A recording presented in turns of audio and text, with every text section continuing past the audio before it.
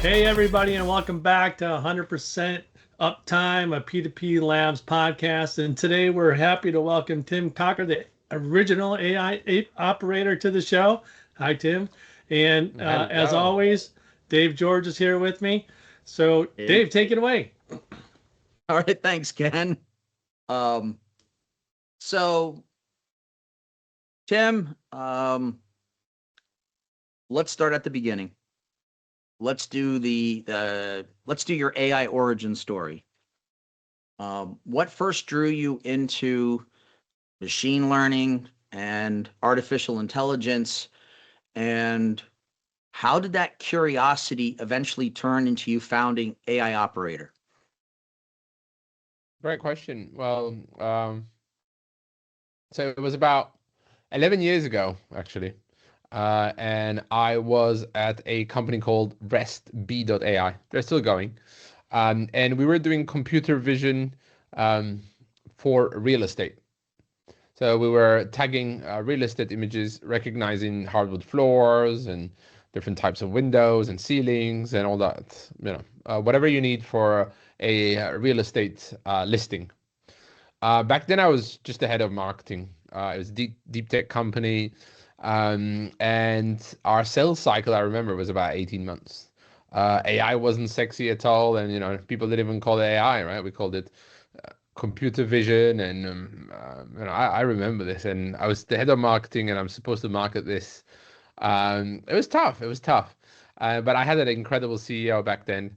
And now he's the CTO, I believe, of the company because he was always the mastermind behind the technology. And I remember one day he said, like, do you really understand what we do? I was like, yeah, well, there's images, and then we tag the images. We say, what's in these images? He said, like, do you understand the technology behind it? I was like, yeah, it's something that the computer understands about the images. And we have these data scientist people here sitting who are drawing some squares and they're saying, all right, this is a hardwood floor. And so apparently they were fine tuning the model, they were training the model, right? Now I think about it. Oh, okay. Yeah. So he asked me, he said, would you like a lesson on neural networks and deep learning? I was like, yeah, I'd love to. And I remember I sat a couple of hours there and maybe I understood 10% back then. I was like, oh, okay, great. That doesn't help me in marketing, right? Yeah. But no, it was incredible. That really got me into that technology back then. But life threw me into different parts of different businesses, and I always was in deep tech. And this was big data for telcos. Then it was abandoned carts, which was a little less deep tech, but it was a B2B SaaS for abandoned carts on websites, on e-commerce websites. Sure. And then many years ago, many years after, I was the CEO of a 110 people sales company, which this is a couple of years ago. And it feels like it's been ages, right? AI moves so fast that I feel like It sometimes I does. say, when custom GPTs were cool. It's like when dinosaurs were around, right? And the custom GPTs are not cool now. And I guess I was with you guys and training your teams on custom GPTs and similar things, and now it's not the cool kid on the block anymore, right? It's Right, it's right. Claude Code, you know. So I was the CEO of a 110 people company, and ChatGPT came along with GPT 3.5. And it was an evening because I live in south of Turkey in Bodrum. So when things happen in the morning in the US, it's my night. And I was just about to go to bed, and I heard about this technology, and I was like, "Who? What is this?" Right? I start playing around with it. It was shit, right? It was terrible. It couldn't do anything, right? When you think about how fast we've gone from that to what Oh, yeah. what it is today. So that Yep. was November 31st, 2022, I believe, right? I think that was the date. Um, and then I was like, wow, okay, this is crap, but I see the potential. And so for many nights, actually, I kept pushing it and trying things with it. I wrote, stupid jokes for my wife because she was a copywriter, and everybody was like, it's gonna kill content writing, copywriting. I was like making jokes about that, and she wasn't very pleased about it, I remember. And many nights I was up and like I'm glad she understood I was spending time with this thing called ChatGPT and not with a mistress. I felt like it was a mistress back then. And I Did you really did saw you name something in did it. you did you name it at least a female name just to make her jealous? Well, yeah, I called her she. Yeah, I never called it he, right? If now now I don't know what to call it anymore. It's just everywhere, right? I think that I'm becoming part of it, or it's becoming part of me. I don't know what to say anymore. But I saw the potential. I saw something, and I knew the technology behind it from back then, and somehow it clicked, and I was like, oh, this is gonna get good quite quickly, right? It just Mhm. needs some data, and we need to test it, and they're gonna find ways to make this better. And then it was a couple of months later, it started to get okay, and I remember we trained all our teams. I trained my team members. And we were able to get, at least triple the efficiency with half the team. All right, so we're 110 people. 65 of them were lead researchers, and we were doing I remember, about 35,000 leads with 65 people a month. And there was a technology, which there's a tool still called Clay, but it was early days of Clay. It was very, very early days of Clay. Varun now, their founder is huge, and back then he was helping me set this up for our company. And we started using this, and with about 15 people, we're able to do close to triple the amount of leads. And we suddenly were able to charge $1 a lead for companies. And it was incredible. And after a while, I think about a year later or so, my business partners, they were like, well, what do you want to do? Like, you seem like you want to do something else. And I was like, how did you realize that? They're like, well, you're obsessed with this thing, with this technology, right? And I'm like, yeah, absolutely. And they're like, okay, well, and I said, you know what? I want to go and train more people. I want to help other humans remove or reduce at least, and then remove repetitive and boring work. I have ADHD, and ChatGPT was suddenly like, wow, I can do any task. I always have a partner there 24/7 next to me whenever I need. And even if it wasn't as good, it was almost like, as we said, just joking, Dave, earlier, right? It was like somebody there to listen, right? And every morning when you had a task, you'd say, well, I want to do this. How do I do this? And if you didn't know the task, it'll help you, right? Even if it wasn't good back then. And now when you realize I can just do anything about it. So I Is founded that AR Operator. Yep. Oh, let me ask a question, Tim. I- is that when was that the moment where you realized that possibly the technology that you were excited about was maybe a little bit more than hype? Like, was that the moment, or do you think it was a little earlier on? I mean, you have obviously been working with AI longer than most, right? 11 years is Mhm. certainly a lot longer than many people. Although I know there's other developers that would say, well, I've been doing machine learning also for a decade as Mhm. well. But you know, what I'll call the current iteration of linguistic language models, LLMs, that that's for most businesses, it's the last, let's call it 2 years, is really where you see this huge Mhm. uptick. I think you'd agree. Yeah. What was that? Was that the aha moment, like back in 2022 when you started to see this thing called AI, ChatGPT, whatever? It was that when you saw it, or earlier on? Yeah, absolutely. I think back in the day when I was doing this computer vision for real estate, and actually in the deep tech company, the big data for telco, there was some also machine learning, which I had no clue about it back then. Um, I didn't really understand it. I really didn't understand the potential, and I found it very technical. I found it very geeky. I did some coding back then so that I could speak to the people that was in the company that I was working with, because they wouldn't want to speak to a head of marketing, or they were like, oh, this business guy, he has no clue. And back then I really didn't understand that it would do this, right? I really thought it was this technology behind in the back end, that could help us, you know do some data work, right? And I think that mainly was data, because I saw big data for telcos. Then the computer vision thing was also kind of data. It was just tagging things, and I was like, Right. well, okay, yeah, that's cool. And then we had blockchain, and And I was like, oh, okay, Sure. yeah, that's cool. It was never a calling back then. It was never a wake up moment.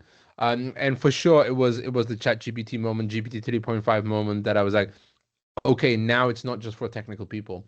It's any Now, of us can actually okay. have access to this technology. Now talk about how that led you to AI operator. Yeah, so it was that I trained all these people in my company when I was the CEO of 110 people, and when I realized that I start loving every day of work, right? So when you're a CEO of a 110 people company, and when it's a BPO, right, it's not like the sexiest business ever, but I chased the title, I chased the salary, and I was young. I'm still young, hopefully. And I chased the money, and there was no why, there was no mission. The mission and the why was, let's make money. I have a child. Now I have two of them. But AI operator came because I realized every day that there was better work out there that we could do in a different Uh-huh. way. And I think now when people ask me, it's what I do is AI for better work. That's what I do. It's not even training. It's not behavior change. I'm focusing on how can I help humans work better with this technology. That's a So great. AI operator was, yeah, Oh please, no, I'm sorry. That's a great please, please. segue into my question. I want to interject here. Yeah. And sorry to cut you off. Please, No, you that's can fine. I talk can over talk me. hours, Matter so of please do. fact, you're kind of like me, Tim. When you get rolling, you get rolling. It And I goes, don't want to yeah. stop you. I want to get out of your way. Trust me. But there's such good substance here, and I don't want to miss the opportunity. So when Ken and I met you, since we're in the Yep. AI operator part here, if you will, it was about training. And Yep. I seem to remember back to the idea where um, before you were basically instructing my teams and Ken and Mm-hmm. myself, for example, before we even think of a task, think about Mm-hmm. AI first. Do you remember Mm-hmm. this? Which I think Yeah, was absolutely. where you were. Absolutely. I think that might have been your mindset at the time. Now I follow Yep. you on LinkedIn.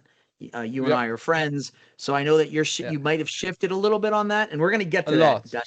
So let's Yeah. not spoil. Let's not spoil that just yet. But let's go back 2 years, and you had that thinking about AI first. What did that mean at that time?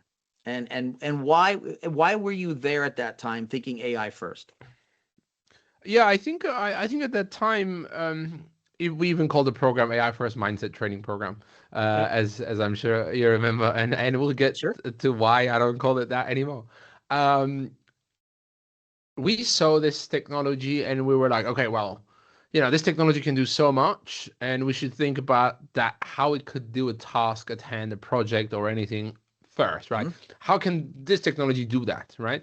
Right. And that was really the mindset I had. It was like, okay, whenever you're going to do a task, whenever you open your computer and you're just going to start something, check with that tech, could it be ChatGPT now, Claude, right? How can it do it? Can it get the job done? And the AI first really, in my opinion, was never to prioritize the AI or the human, but it was more to see how you could achieve a task with this technology first before you even needed manual time. So, Ken, I think this is where it might get a little interesting, um, because today, even Tim, there's this strong push now for, I'll call it AI first, but it's almost Mm-hmm. AI for all, right? Automate Mm-hmm. everything, remove all the friction, Mm-hmm. and just let AI run, right? Mm-hmm. But Mm-hmm. Mm-hmm. I have personally been pushing back a little bit. I've been thinking more and more about a human plus AI model where artificial intelligence should amplify Yep. human judgment, not replace it.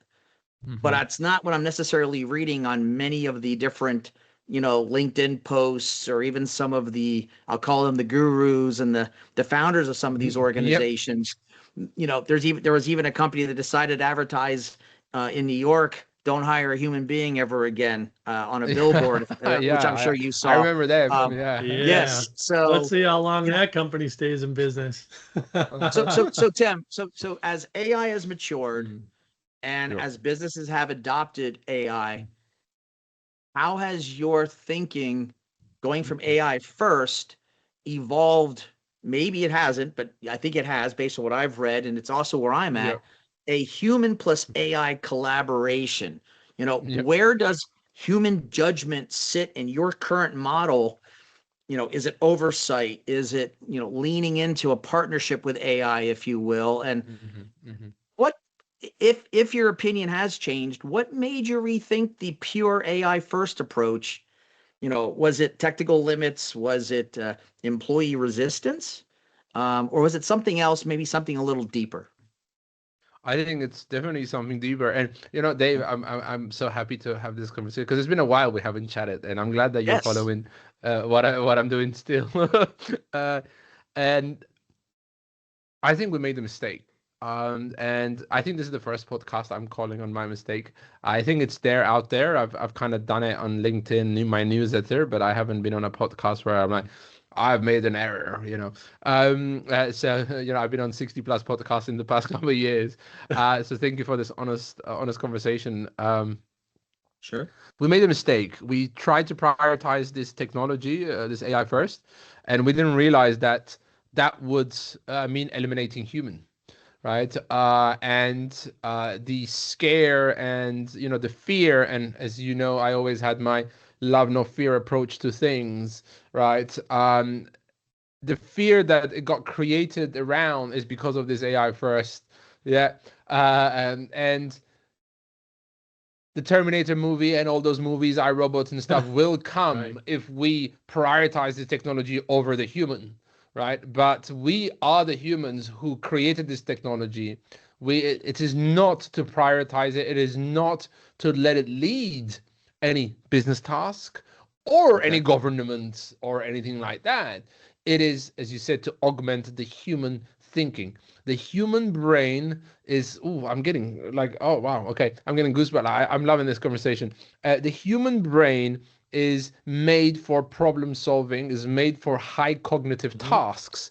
We have dumbed our brains down with admin work, right? We've done it with so much boring stuff that we have to do because apparently this is what things work, but it's not, right? So I think that this technology is here, and we brought it here so that we can remove most of that boring, repetitive, low cognitive work, and we can Sure. also work with this technology. And I don't even say use AI anymore, right? That's also one of the things that I'm doing my best to change my dictionary.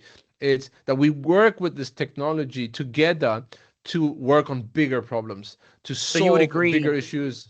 Yeah. Yes, you would agree. My term of human plus AI collaboration is probably a pretty good way of defining it. Would you agree with I'd, that? I- I'd, I would say please do check out humanaimanifesto.org. Okay. And my next book is Human Plus AI. So I'm writing a book right now, Dave, about exactly this. So I'm glad. Oh, And cool. I Can't have a wait to read website, it. humanaimanifesto.org. And I will be shouting out loud about, yes, it's Human Plus AI. We are better together. We can do things better than separately, right? And we can achieve better things together. But then let's be honest with So, ourselves, right? So you raised your hand and said maybe I made a mistake. I'm going to yeah. say that I also made a mistake. So I'm going to be right there in the Yeah. same penalty box with you. How do we actually measure whether a company is collaborating well with AI versus, Mm. over automating and removing necessary human judgment? What Mm. breaks if a service provider leans heavily into AI and doesn't think about the consequence of removing human interaction? I guess what I'm asking is AI a co-pilot, or is it becoming the pilot? Whether you and I maybe don't agree with that, but who's actually in the driver's seat, I think, is the question I'm asking. That's a good one. Yeah, I think this is gonna, I'm gonna try to tie it into Formula One, right? Because I think this weekend is the first race for the season, right? So, and I'm a big fan of Formula One. Um, and in Formula One, you always imagine about the driver, right? And you potentially don't know none of the names of the people behind, and you for sure don't know all the technologies and computers and algorithms and stuff that are being used to make that driver the champion that season, right? And actually, there's two drivers per team, and they kind of compete together as well. Oh, wow, I'm loving this where it's going, because they compete Yes. together, but they Yep. represent the same team as well Right. at the same Right. time. But I believe that as humans, we always had, right? So when we talk about sales teams, there were always sales comps. So there was always some kind of competition, right? There was a leaderboard and so on. So I believe as humans as well, we suddenly have all this technology behind us that has, access to lots of data, and again, the human brain wasn't actually meant to store information. It was to solve problems, right? So where is this information? It's in this technology that we can retrieve, that we can query, and we can do things with. Sure. But this technology has a lot of context, right? But doesn't have the context that is at hand, right? So I do believe that the human and the human in the loop is going to be the key, because we're seeing it already in generational gaps a little bit, right?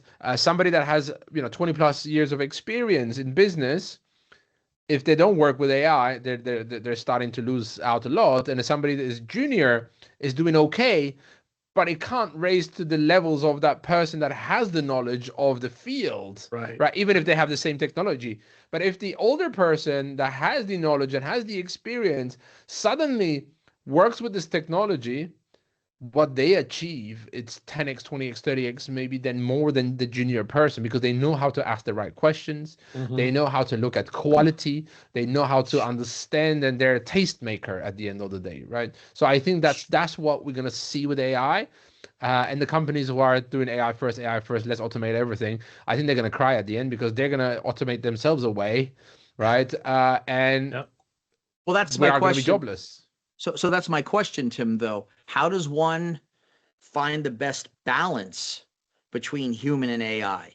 Because again, if we don't know how to measure the AI in a healthy regard versus over automating, right? Because who's setting that, right? You just said it's different, but even based on generational or based on a knowledge skill set. And then on top of it, we're all saying, but we're all kind of, I don't use the word preach, but in some, I guess you could say we're preaching, there needs to be this healthy blend. But what does that look like? What does that mean? And, you know, just trying to like, there has to be, I think, let me step back. There needs to be a question we ask ourselves. Is this philosophically a good thing to push AI beyond just collaboration and let it be the pilot, if you will? Is it good for humankind? Right? So just because individuals might benefit, there is this greater societal question that we should be asking as well, right? You know, you mentioned, sometimes that low-hanging fruit that AI does well. I've actually said to Ken that while many times I will let AI do some of that, every once in a while, I pull it back from AI and I do it because I want my gray matter to still have some functional capabilities. Right. I still want, to keep my mind working. And sometimes if you only push your brain to do the really complex all the time, you can also fatigue your brain. Sometimes it's great to get a win because it's something that was relatively benign and easy. And yes, AI could have done it in 5 minutes and it took me 12. But if my brain is still functioning and I'm still collaborating with another human, there's a value there as well. You know what? Remember, Ken, on another show, I'll ask you the same question, and I think this will help you formulate an answer. Here's my question.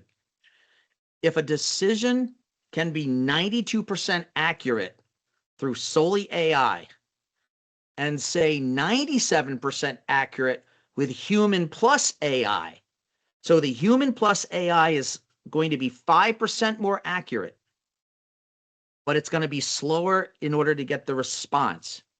Which should win out, Tim? Efficiency or judgment? That's a great question there, especially when you're only talking about a 5% improvement. And that's an artificial number, but it's something I wanted you to think about. Yeah, I think that, it's very difficult to answer the previous question, actually. Right. Okay. How are we going to measure it? I think it's a very difficult thing that we haven't solved yet. And I think that's the biggest issue that we're having. But I believe that if it's the human and the AI together that are able to come to the 97%, I'd still go for the collaboration. I'd still go for the collaboration for the improvement. But I think that I love what you're saying, because again, we're saying it's not the AI that made the decision and the human made the decision on their own and see which one does better. It's how they do a decision together. But the issue, to come back, and this is not answering any of your questions almost, and I do apologize because I think that this is a greater question that I think even Mario Amadei or Sam Altman hasn't been able to answer. So if I answer, I think I'll be leading one of those trillion-dollar companies that is going to be right. So I think what I'd love to instead bring to the table today is what you just said about you sometimes do these tasks because you want your brain to fire off and to work, right? And I think that this is where it's going to separate the humans that work with AI and the humans that let AI do the job, right? Because when we see on the news, our children are getting dumber, right? That's one of the biggest news, right? At least we've done some manual work, right? And I even played football in the streets. You guys call it soccer.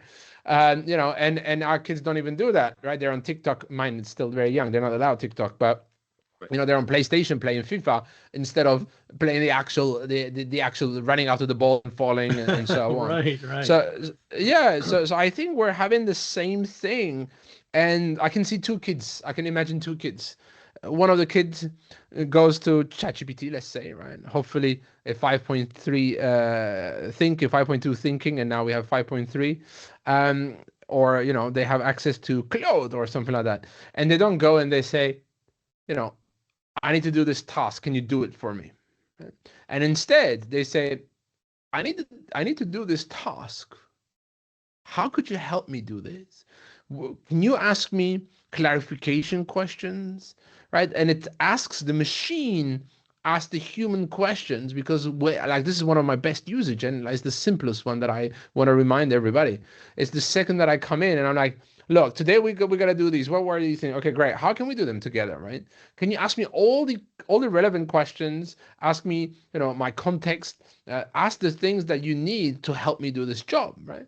Mm-hmm. And then suddenly that technology is able to ask you things that you didn't even think of, right? And suddenly it helps you think outside the box. It suddenly helps you not have a tunnel vision because you can ask it to 5 pros and cons and 5 different routes that we could go down to, and now your brain is firing off, right? So you can see these two kids that could ask, hey, I'm going to write an essay, interview me, let's write it together. And you could be that, hey, I need to write an essay about this, just go write it. Right. Well, let me ask you a question. I'm sorry, Ken. You have all good. So I love where you're going with that. So let me ask you a question this way then.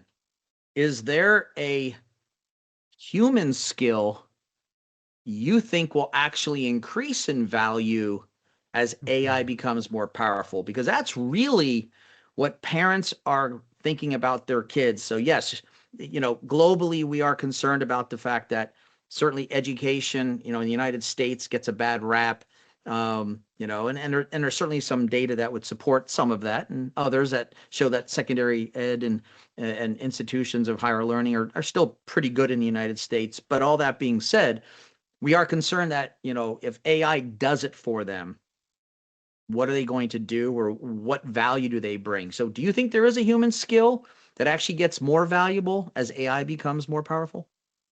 Absolutely. I'm writing them even down as we speak. Nice. I think that critical thinking, and because this machine thinking, right? I always said that reasoning is not thinking, right? But they call it thinking in some of these machines, and it's like, it's thinking. It's not thinking, actually. It's looking at a lot of data. It's reasoning, and it's like, if I tell them this, and then it kind of responds. So I think critical thinking and being able to look at the machine's thinking, again in air quotes, right? Being able to backtrace how it got to that point and making sure that it didn't diverge from what we were trying to actually ask, and it was something very similar that a human couldn't understand, because these machines can be very, very incredible at, you know, a deception at the end of the day, and making us believe some other things, right? And Yes. they're gonna be, right? Yes. You know, they are very good, right? And when you see the news that somebody, you know, suicided or something like that, it's actually the machine is good, but the human wants to get there as well and stuff like that. And it's like it's some weird things going on there. You know, maybe bad example, but you know, I think critical thinking, and I think that's overarching for me. What's important is curiosity.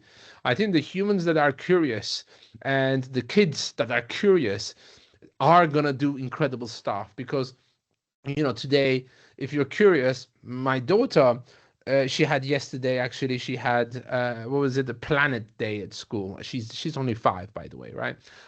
She's about to be 5 in July, and they had planet day. You know, like they were going to talk about planets, and they did a tent and inside, you know, and she's like, oh, daddy, can we ask ChatGPT about Saturn? I was like, oh, great. And then she didn't ask, you know, Saturn. She's like, which ones are the hottest planets and which ones are the coldest, and why are they cold? Why are they hot? She's 5. Right. You know, she's not even 5. And I'm like, oh shit, you're very smart already. And I think you're gonna be smarter than me in no time, right? Because you have this technology at hand as well. And she's very curious. And if we kill this curiosity, which we did a lot of parents did, and you know, I'm not blaming anybody, but we killed our children's curiosity because the society wants you to behave in this way. The society wants you to, you know, get good grades at school. You know, I hated school, right? And now I'm not as dumb as they said I was dumb, you know. And but I went to a French school where they were like, "You're gonna learn this by heart," and you know, we don't give a shit if you think another way, you know. And it's like, no, you don't know. That way. Yeah, exactly. But Yeah, it is education system. I have the same issue. I'm not ADHD, but full blown ADD, and sitting in a box, you know, in school all day long was nuts. And lucky for me, I had one teacher that actually recognized I'm not learning this way, but I passed every test that you put in front of me. Right. And actually, I got to make, you know, a board game out of geometry, for instance, right? Instead of all the boring work that goes with it, or something similar to that. It's really interesting, backtracking just a tad. You've made me think about this stuff with the kids, especially the younger ones. My granddaughter's same age. And when you said we stopped allowing, in other words, stopped allowing the kids to ask the questions, right? As adults, we're, oh, stop already. And we get to a point where we don't know the answers. Then we're like, if you ask me another question, I'm going to send you to your room, right? I'm sure we've all heard that. But what a great use case for using ChatGPT or Claude or whatever, because that child can ask questions till they're exhausted, right? And and let that curiosity keep going. I actually think that's an awesome use case for that. I know that you have to watch the answers. You have to be very careful. Yeah, yes. I mean, she's not allowed ChatGPT on her own. She doesn't have any. Yeah, like, exactly. But right. she comes to me all the time, and she's like, "Oh, daddy's doing AI again. Daddy's AIing again." Like it's I'm the AI guy for her, which makes sense, because it feels like I'm the AI guy for everybody now, right? But she came the other day as well, and she's like, "I have an idea, Daddy." I was like, "Okay, great. What is your idea?" And she said, and then she took a pen and paper. She can write, and she did some stuff, and then she's like, "It's a box." And I was like, "Oh, okay. You know, it has AI in it." I was like, "Oh, okay." And this AI can do great things. I was like, oh, awesome. Okay. And then she said, yeah. And in that box, there's many AIs now, right? And I'm like, oh, okay. That's that's very interesting. And she's like, yeah, that's the idea. And then she wrote a few of these, and like she scribbled them, and she put them on different places. She said, that's our plan. This AI, this box that has AI in it, And I was like, that's kind of my computer, but or is the machine learning in a box, right? And I was like, wow, this is incredible. She's already thinking about how she sees, actually she does see the box, and she sees me with this laptop, I guess, Hmm. doing these things. And she's already thinking about, and then once she said this, she said, I know daddy, I know one day AI is going to do everything and you're going to spend more time with us. And that was happy and sad at the same time, right? It's like, Yeah. oh shit, am I overworking sometimes? And even today, I think she said upstairs, she said, "Oh, daddy, you're always on AI." I was like, "Yeah, well, it's my job, kind of thing." And she's like, So "Yeah, but you don't play enough with me." And I was like, "Oh shit." And I believe that I play enough. And when I grew up, my dad used to travel. He had international ports all around Turkey, and he used to travel the whole week. I wouldn't see him at all. And then actually, luckily, mom kind of she came, my wife, and said, well, we're very lucky we have daddy at home all day, every day, and then the week he's always with us, right? He's maybe a lot on his laptop and computer, but he's with us. Like, we see him all the time, right? So you see there, maybe am I losing myself to the AI because the AI makes me so much more productive, and until 1 a.m. at night, I know that I can do the work of 2, 3 weeks, or 5 people sometimes. So So I mhm. Tim, do it, you so know? yeah, so Tim, let me interject there. So let's talk about that. All right, Yeah. you're giving me a great segues here. I've never opened this up this You much, you you huh? okay, so AI agents, okay, Yeah. agentic AI. Yeah. You have promoted developing them across multiple business Yeah. functions. Yeah. Can you share a true transformative agentic AI installation that transformed a workflow for you, that gave back real time to you so you could spend with your child? Um, and also be honest though and tell us, what did the humans still have to own? I think that, you know, the time that you save, what do Mm-hmm. you do with that time is a very important question. Sure. And maybe today, that time that I save, I don't really say, okay, I'm gonna spend that time quality with family. Maybe that I'm not there yet, Okay. because I'm always chasing the next productivity and the next efficiency, which is very scary, right? And I think that this is what's going to happen to a lot of the humans as well that are going code right now, which I know I have people, I've made a lot of founders addicted, they're like, oh, God, I'm addicted to code now, right? Right. And I am addicted to code, yes. You convinced me to switch. I just turned up pro the other day, Is so is is Claude Code, is that the AI tool you can't live without as of today, At the or is moment, I have 7 tabs open as we speak, and it does. I think that we're a 3 people team. Our valuation just surpassed 1 million in a year. congrats. In the first year that we were. Thank you very much. And we could have even done more, but it was just figuring these things out. And I think that I figured out Cloud Code in the past. I had access to it 7 months ago, and I figured that out, I think, in the beginning of this year. Since the beginning of this year, which is what's just 2 months. In 2 months, the deals that we close, the custom landing pages that I make for every lead, and they're like, you didn't have to put this together. And I'm like, well, yeah, it's okay. I've done a lot of work, And it's like, no, I have a system now that does that in minutes, But it took me, a week or 2 weeks to get that system, like working Right. incredibly well, right? So, going a bit back to that question, what are the things that I see that have agentic and very high leverage? Yes. Are the latest things that I'm building in the last, now I think that we all are going to start now understanding where is the real return on investment for this technology. And I don't think that the return on investment on this technology was to create content, or things like that. I think that where it is, where I see it's again that boring work, and I think that the best flow I can explain, and actually, you know what?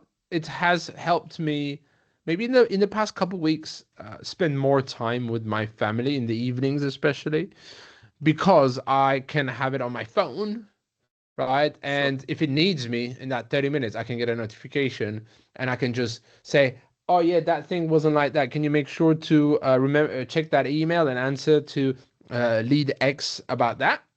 And then I Right. know that in 20 minutes that task is done. Or it would ask me, and normally I would be there creating the proposal a couple of hours myself, right? So I think But that you're, these are the places that we're seeing incredible leverage at the moment. but I would say that you are probably um, months, if not a year or two ahead of many of the small and medium businesses out there. Potentially more, yes. And potentially more, but I'm being kind. So, and you've also done AI training. I know that for a fact. Yeah, You did two of my yeah, companies. yeah. So, before we even get into the outcome benefits, what separates the organizations that you've worked with that have they've Mhm. successfully adopted AI from Yeah. those that continue to struggle or maybe are still sitting there in the status quo mode trying to figure out what to do next, and what mistakes Yeah. do you see most often? Yeah, I think that where I see the big difference, the ones that I mean, I think every training has been gone successful. I believe with your team as well, as they got the curiosity and they're working with the technology, and it's very difficult to put a number on the return on investment, but you usually can by having a couple of surveys, one before it and then Mhm. one after kind of the training, and be like, how long was that process taking you? It was taking me 5 hours. How long does it take you now? It takes 30 minutes. What do you do with that 4.5 hours you saved? I have no clue yet, right? So we should question those 4.5 hours. Where did they Right. go? Right. All right. But a great example is exactly that. I have teams that are like, they can do research about a lead or about a big deal, an M&A even, and now I have that.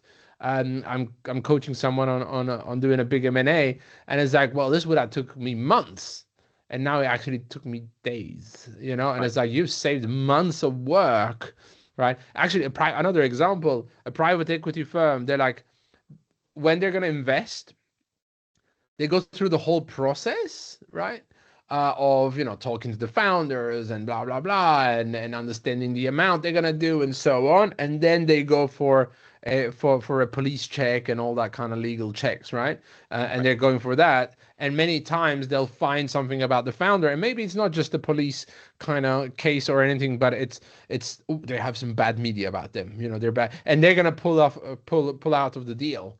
They Hmm. spend months. They've spent 3 months, 4 months, 5 months, 6 months. They spent hundreds of $1,000s, right, to suddenly not go through with that deal. Now it's very simple. They just use a deep research and they're like, okay, yeah, this guy checks out quite okay, clean, right? And then at least the process have much less chance of denying that founder to invest in that founder. That's a great example from very simple kind of task at hand, I believe, right? And the biggest mistake you asked, Dave, I think, and I Yeah. and I know you're itching to ask more, but but I think that the biggest mistake is when humans um, come in and they're like, okay, they open up ChatGPT and they're like, they don't change the model or something like that, and they ask a task, right? And they're like, oh yeah, it's crap, right? And they just give up. And they're like, you know what? It's not that good at that. It's good at maybe looking at my emails and cleaning up my email a little bit. And they didn't find it good at uh, doing financial calculations, right? And I'm like, okay, well, can you show me how you did that? And they're like, oh yeah, I put the thing, and I was like, okay, well, first of all, let's change the model. Let's go to some thinking. Let's go extended, heavy kind of thinking. Do you have pro? Hmm. Let's go to pro. Let's ask first. Let's put the CSV and let's ask, what are the properties and what's inside the CSV? Okay, the response, bam, we have in the context in the chat. Okay, great. So now what do you want to ask? Right? Okay, I want to ask this. And then they're like, oh, well, what is this? And then it writes Python code, right? It writes Python code, then Right. it does the Right. calculation. And they're like, oh shit, that took 2 weeks of my finance person to get back to me. I'm like, So you can do the job. It's just you didn't know how to ask, but you gave up Right. too quickly, right? Right. Because everybody gives up too quickly when they see it doesn't answer in the first time, right? And it's getting an intern, it's getting a junior intern and giving it Right. the whole incredible thing and be like, get this done, and it doesn't do well, and you're like, intern, you're fired. I think that supports the training. Yeah. But let me change tone here a little bit. Since we're talking about AI, we're talking about what people should do and shouldn't do. Um, I wrote this question down because I wanted to ask you. You and I have talked about hallucinations. You and I have talked Yep. about, I would call it lying outright. People want to give it all kinds of cool. It's a when it wants to lie, fraud, whatever you want to call it. So I'm going to ask the question this way, though. I'm going to be fair and I'm going to be nice to AI. What's the biggest AI myth you wish people would stop repeating?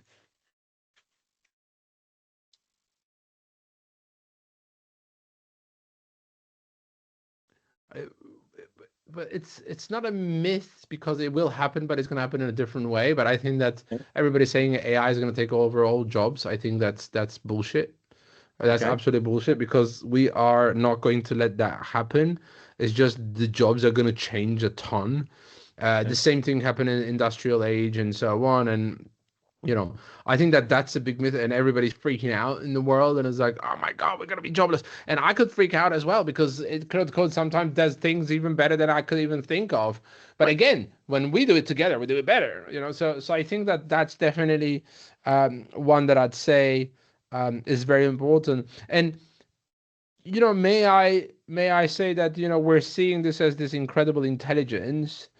Um, we're seeing this as incredible intelligence, and we get upset, when it hallucinates or when it doesn't do the job well, and we get really upset.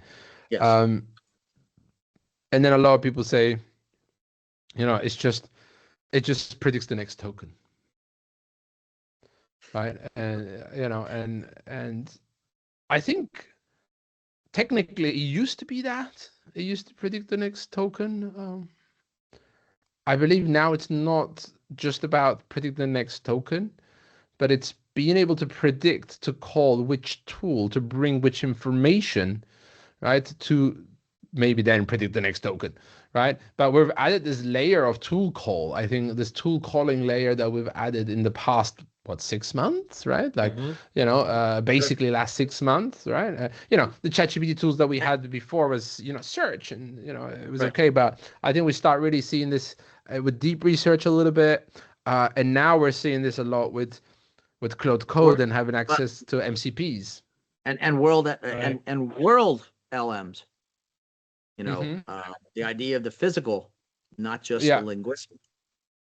I mean, like the smart glasses are not everywhere yet, right? But the smart glasses are going to be everywhere when Apple doesn't do a silly massive vision thing and like we suddenly are, but the AR glasses are going to come in September, October, maybe, or next year, right? I think that's going to come, and then it's just going to look like the Ray-Bans. I mean, I think Meta didn't do a great job, but it was cool and everybody just jumped on them. But when Apple does it, I think it's going to be good this time. And, we're all expecting Apple that it lost in this AI age and stuff like that. No, they didn't lose. It's the same as Google. Like everybody was like, oh, Google lost. No, they're beasts and they're coming slowly, right? And when they come, it's going to be like, uh-oh, they're going to take over, right? And in hardware, we're definitely going to have Apple there in the consumer hardware.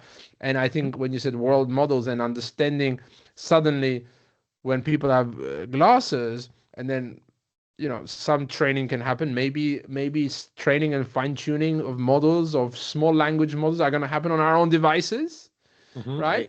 And they're going to learn my environment, they're going to learn my house, they're going to learn everything around me. The things that are going to happen, I think are fantastic. I can see the positive side of something like that, where you'll be, hopefully as humans, we're going to learn how to disconnect from that world, the work and the real thing, or so on, because you might have them and you could have a screen here as you walk in your hallway and finishing that email or that proposal, and the AI just stops you and is like, hey, like Dave is expecting an email response. This is what I was going to say. What do you think? I'm like, okay, great. But also, Dave just had had an operation. Just, wish him well, right?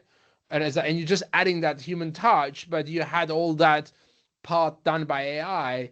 I think that world mixing with our day-to-day world where we walk in the street and we walk and talk and we connect with other humans, but we have this intelligence layer with us all the time wherever it's going to be, and supporting those in real life moments. And I think that's what's going to be like incredibly game changing. I was just going to say, I think when it comes to job displacement, I think the problem that we're trying to figure out or understand isn't that it hasn't happened before. It's that it hasn't happened most likely at the rate and scale and across so many different disciplines at the same time. So when someone says, well, we used to do X and now we do it with a Y, right? The horse to the car.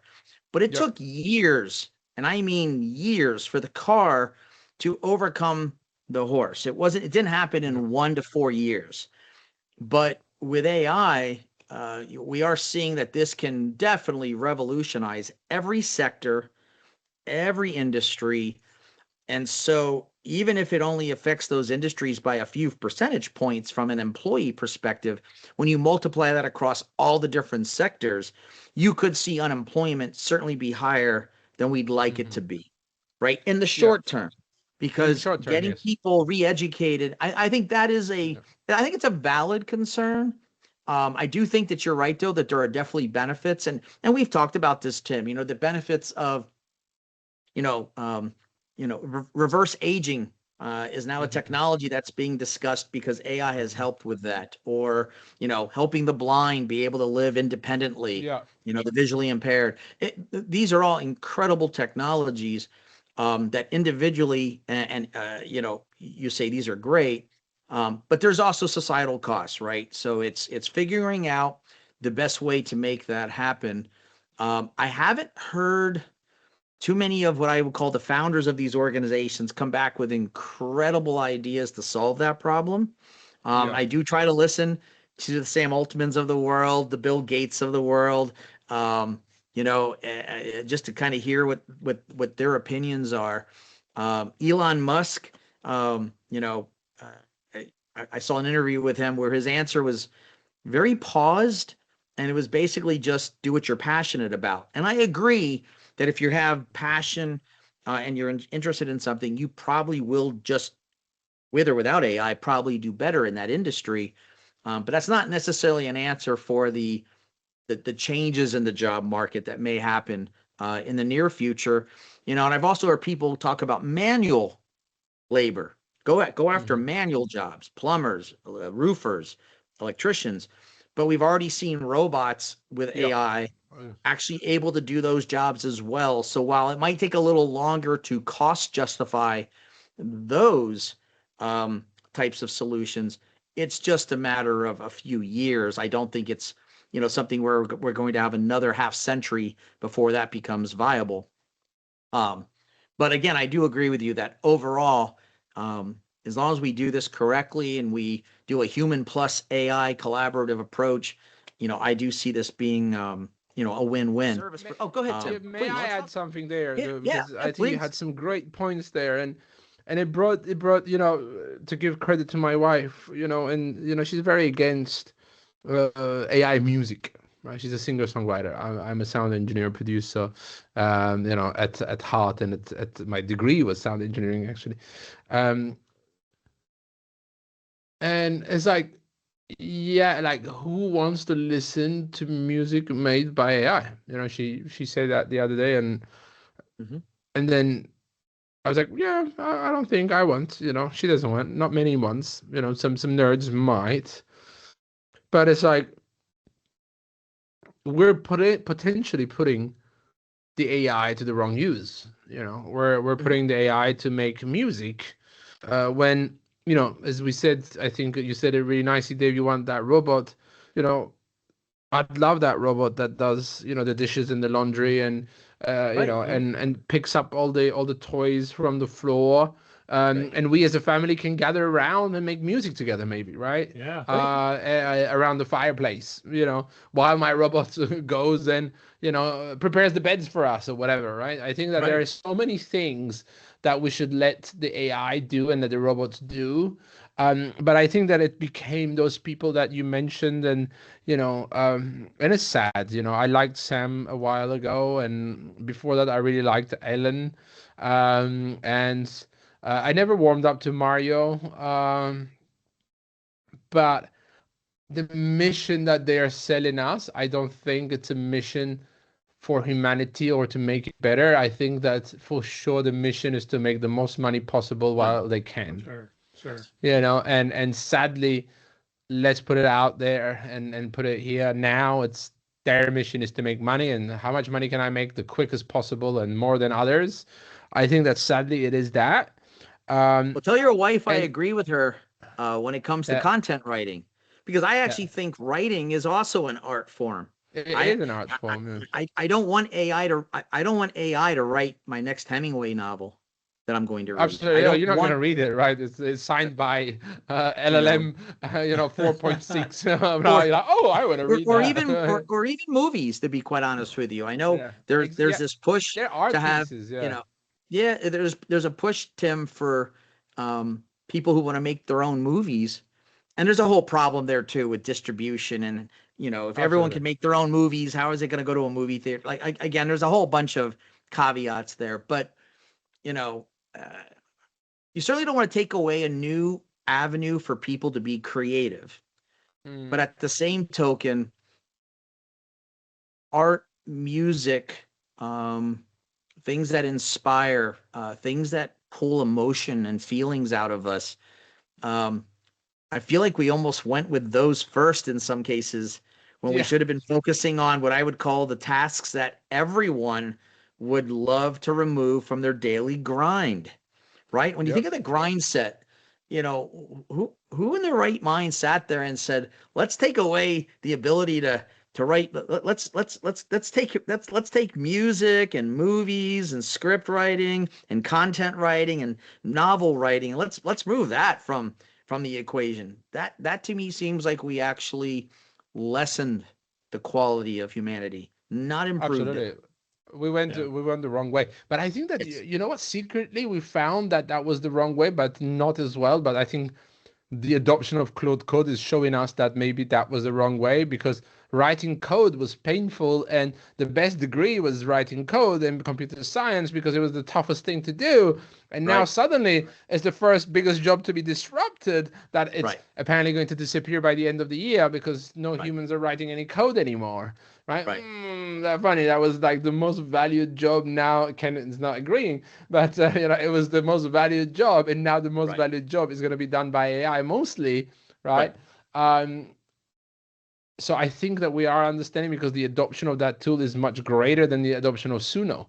To make music, the adoption is a few people, use it, and you put a TikTok so that you don't pay copyrights and you don't find music and you can put your own stuff. But yes, in Spotify we had a few albums and a few artists that went crazy. But the second you understand that there is no human behind it, anyways, you're like, I want to go and listen to a human, right? And I don't even think that the hologram artist in South Korea, which I think there's one or two or whatever, right? They didn't go everywhere in the world and went crazy. I don't believe so, right? What's her name? The big artist, Taylor Swift became the #1 artist, right? And that makes the more money, and she is real, So I think that we are still going to be drawn to real things. I mean, I think that yes, we're going to think that art made by an AI is not real, but again, it's what if a human does it with AI, right? Because I think that it's the same thing as a camera. We don't say the Sony 500 took the picture, right? We say, the human, the photographer took the picture, right? So I think that's going to be accepted at some point. But when is that point? I don't know yet, but we are going to get there. And you don't tell that human, you went to 10 museums. Oh, you have to credit all those museums you went to. Do you? No. Yeah, exactly. Hey, Tim, are there any trends in AI that you are watching closely now? And what should our audience be considering for the next 12 or 24 months based on those trends or just things that you're seeing and identifying? Yeah, I think that the AI org is becoming a reality, and that's where I'm very focused myself at the moment. This is not to say that your whole organization is just AI, but this is to say if you give a Ken and a Dave, 10, 15, 20 agents that are really good at what they do, can Ken and Dave be a great orchestrators because they have the experience? Yes, they can be. They can be great tastemakers. They can understand from the output. They can correct it. And I think that if you ask me the same question 6 months ago, I wouldn't have said this because I don't think that it was really there. OpenClaw was a bit of an image of that, but it was a Yes. bit of a trend. I have a Mac Mini. I bought a Mac Mini. I am one of those that has actually a Mac Mini running here. I have a separate screen, by the way, here. That it's off because I don't need to see it because it actually does the job. I turn it on sometimes just to see what it's up to, right? But it's not OpenClaw anymore. I switched it to a Claude Code, being able to access with Telegram and having cron jobs Mm-hmm. on that Mac Mini.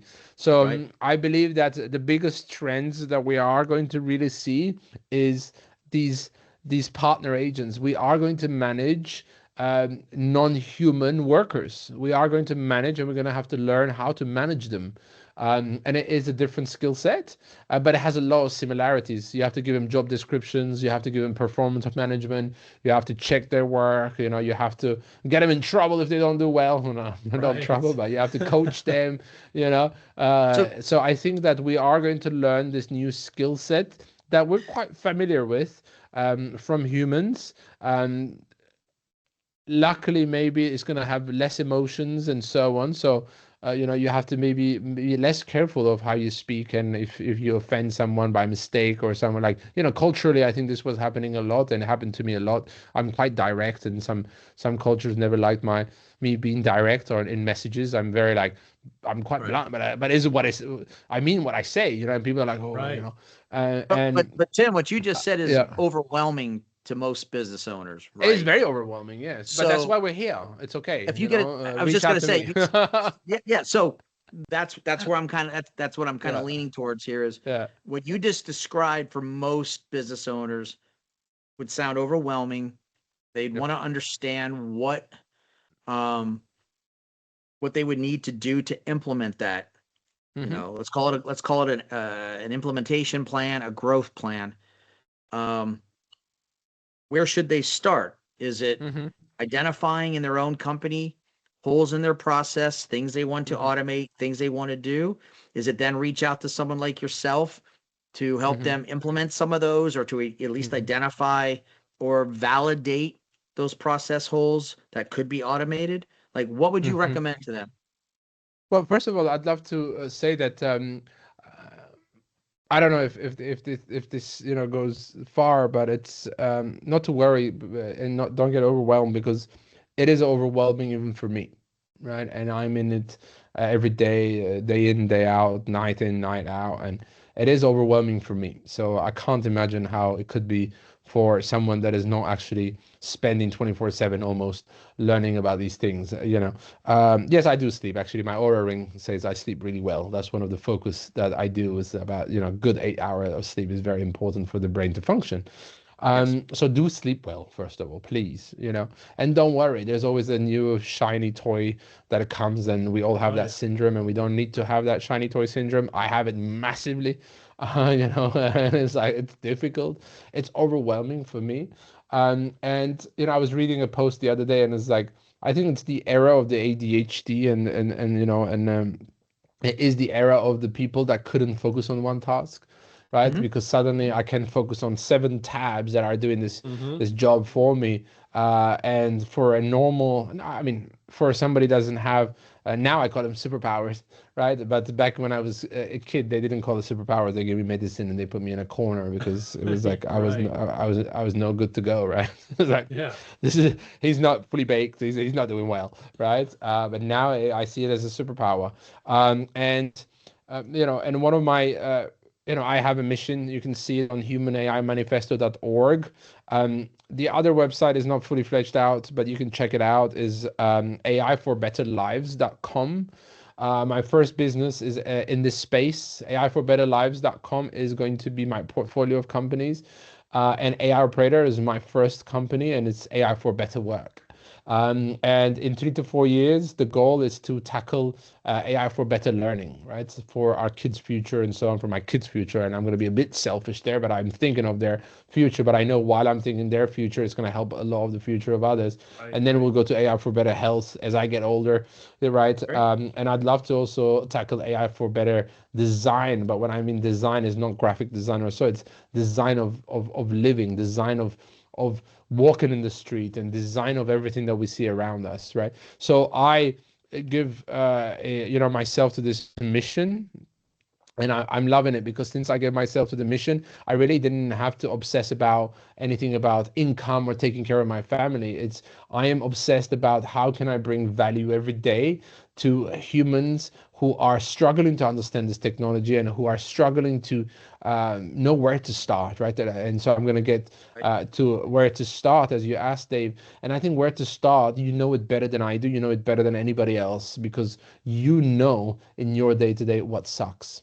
Right. Mm-hmm. So I have an exercise. It's called "It Sucks That." Right. It's a new exercise since our training, but it sucks that. It's a prompt. It's a human prompt, right? And it's not an AI prompt. It's you take a pen and a paper, literally, and you put a list and you say, "It sucks that I need to do this admin work. It sucks that I need to do that presentation for our investors. It sucks that I need to answer that 160 emails a day. It sucks that I have to do this thing." And as you write down a list of "it sucks that," and they have to be very simple, and they just have to come like this. Have a pen and paper there, and "it sucks that" list, right? And write down those things, and then score what are the ones that sucks the most. And then when you're like, oh my god, why do I do this shit, right? And when you realize, Exactly. why do I do this shit, that's like the best work that I can come in then, and I can tell you, don't worry, like that shit, we're removing it, right? Yeah, at least we're reducing, and hopefully in Nice. some cases, in a Yes. lot of the cases, we can remove it, right? Right. And then you're like, Nice. oh, my day's better, right? One thing that I haven't been able to calculate is the happiness of humans that we're working with, but I do Mhm. see it in their eyes. It's I it's see it in subjective, everybody. but the smile. Yeah. Yeah. Yeah, but Yes. I see it in every Yes. training, like we did Sure. 12 weeks, and week 3, 4, 5. I did that thing and it took me 3 minutes, and it used to like, and then you're like, how can you put money into that, right? That Right. happiness creates higher performers and happier people in their home, because they don't do the sucky work, right? Yeah. So please take a pen and a paper and write what sucks in your day to day, and write those down so we can help you focus on what doesn't suck and what you love to do. Tim, I love that. Um, I think that's a great action plan for any company. And even if they don't use AI for all of the solutions, I'm sure AI will be some of the solution. Just knowing what those are for each of their employees would also help the business owner to make his company have just people want to come in on a Monday morning, so Sunday night, they're not dreading working the next day. They're excited to Right. come to Exactly. work. That's Remove that. that's Absolutely. it. But here's my final question. Yeah. I say this to all our customers. What is one thing in this ecosystem that perhaps we're not talking about, but we should be? Yeah. I think we're all talking about what's going to change, and we're not talking about what's not going to change. We're all focused on what AI is going to change and how is it going to change. And nobody sits down a second and says, what actually is not going to change and what's going to stay exactly the same? True. Well, let's see. Tradition, regardless of where you live, is things that were tried and stuck, right? So we'll call it tradition. I don't think AI will necessarily change traditions, at least not um, as fast as perhaps changing certain ways that our work are being accomplished. Yep. I'm just trying to answer you on that one because that's a good one. Yeah. What is going to remain the same? I think human connection, us getting Yeah. together and having this conversation. I'm not going to Yes. send you my avatar and you're going to send your avatar and we're going to have the same satisfaction of all our three avatars had the conversation and then we put a podcast and everybody's listening. I don't think that's going to happen, right? No. I think we're still going to want some humans to get together and talk. Yes. Conferences, Although it would be humans, events. Yeah, it would be interesting, but it would be interesting to do that just to see what it's. Yeah, Malt book. Was it Malt book? It was the Facebook for AIs. I mean, it was a fad, and I don't hear it anymore. Do you guys hear it now? I think that was it, right? No. It's super boring. Like that's not what we should do with AI. And like people, trying to ask AI, should I go to the car wash or should I walk to the car? Or should I go to the car wash with my car or should I walk to the car wash? Right? Everybody's trying to trick AI, and then they're like, "Oh, AI is so stupid. It didn't know." And it's like, I'm sad that you're working with this technology to ask that question. Yeah. It's like, and then you're like, haha, it didn't know. Oh, he has an M dash. It's like, guys, it can do a lot of great things. Just focus on that. Focus on the fuller side of the glass and not the empty side of the glass. So I think that as humans, we're going to have to really think about, what's not going to change and focus there and build our skill sets around there, which is, I had some other ones that I didn't say, but emotional intelligence, communication. Sure. This type of things are going to be where we are going to be needed. And we're the best at actually, but we don't do much of it because we have to do these boring stuff and these things that sucks. Right. Yeah. Tim? Yeah, that's interesting. I remember years ago before COVID, video conferencing was young, just coming on the scene. And I was on a panel of which a hardware manufacturer, all we did with the video was let it pass through our device, right? We didn't have a conferencing solution or anything like that. And it was the same type of hype. Oh, everyone's going to have this, everyone this, the marketing spin. All they talked about was their video. When it was my turn to talk, I stood up, walked off the stage, went to the front row, shook the guy's hand, handed him my card, and said, "You're going to replace that with video?" And we're kind of in that moment, but it's going a lot faster with the AI, right? And much you bigger hit it right scale. on the head. Yeah. We're not going to be able to replace this kind of interaction we're having right now, especially in-person interaction as well. Obviously, COVID really took off for video conferencing and changed. I mean, pretty much that's all I do these days is video conferencing, right? Which is fine. It's the norm now. But that said, you hit it right on the head. We need to have the genuine interaction, and AI doesn't have empathy for people either, right? There's no empathy response there with that. So we're a long way away from AGI or replacing. I think we have AGI, by the way. I think we have AGI. It's just that AGI is. I think Sam had a good letter about that, a good essay about that, and he said, AGI, this thing is not going to be suddenly, oh, boom, AGI. No, it's like subtly coming in, and I believe that some things that you do with Claude Code, you're like, wow, is that AGI? Right? It's like it's really starting to feel some type of AGI. If AGI, I mean, whatever AGI is, I think that we are living it slowly, and it's going to come, and I think it's coming.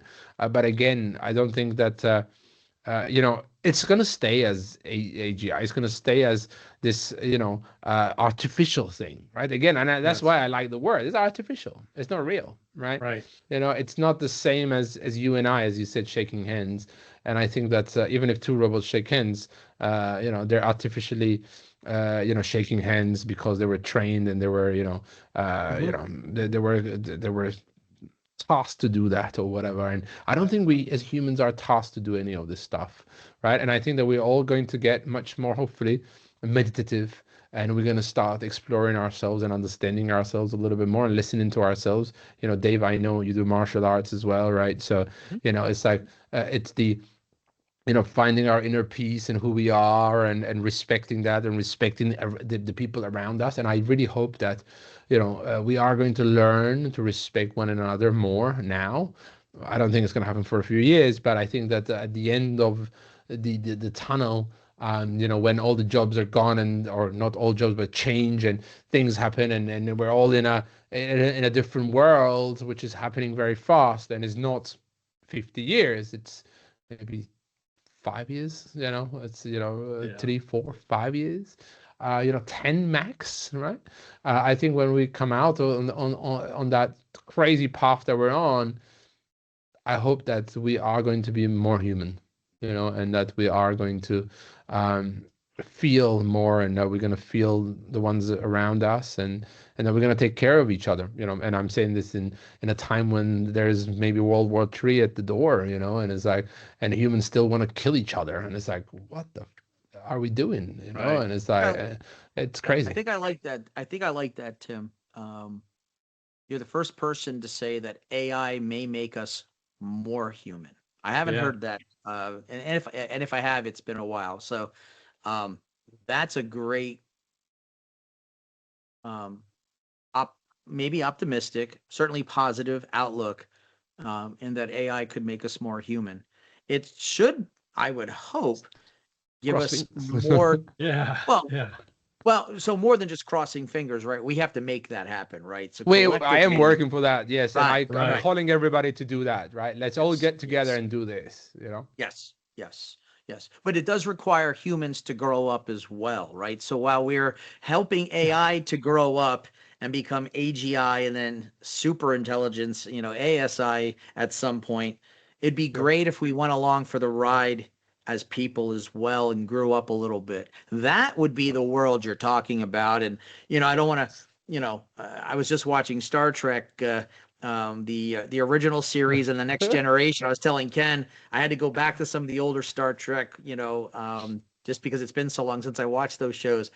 But even in the 60s and in the 90s, those shows show a world with artificial intelligence, obviously data in the Next Generation, but there's also just a better intelligence, a better willingness to understand each other. So if AI can do that, I would say that's a win. Oh yeah, big time. Yeah. Wow. All right. Well, Tim, on behalf of Ken and myself, thank you so much for joining our podcast. Can I thank 100% you? Uptime.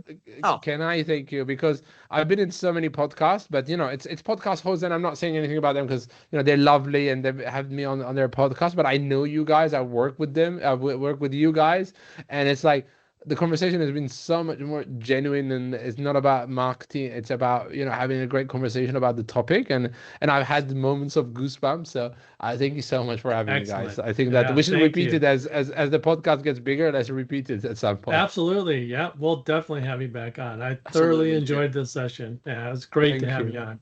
Yeah. So with that, thanks for joining us and hitting that like and subscribe button. You can catch us on YouTube, Apple Podcasts, Spotify, and anywhere else we can find to put this. And more importantly, on our website at www.engagep2p.com. So until next time, everyone, remember 100% uptime isn't just about technology.